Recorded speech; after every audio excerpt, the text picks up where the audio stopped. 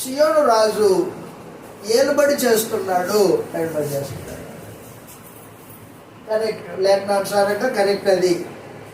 అయితే ప్రశ్న ఏంటంటే,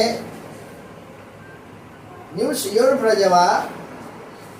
నీలో కృష్ణ ప్రభు పరిపాలన సాగుతుందా? నువ్వు సియోను ప్రజవా? నేను సియోను ప్రజనేనయ్యా.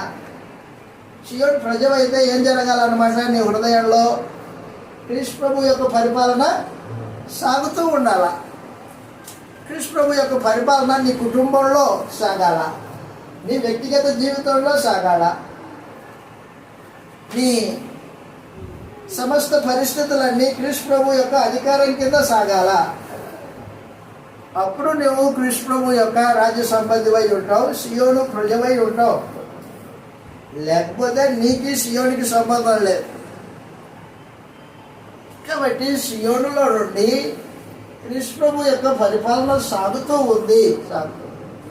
సాగుతున్న ఈ పరిస్థితుల్లో ఆ పరిపాలన నా దాకా, నా హృదయంలోనికి, నా వ్యక్తిగత జీవితంలోనికి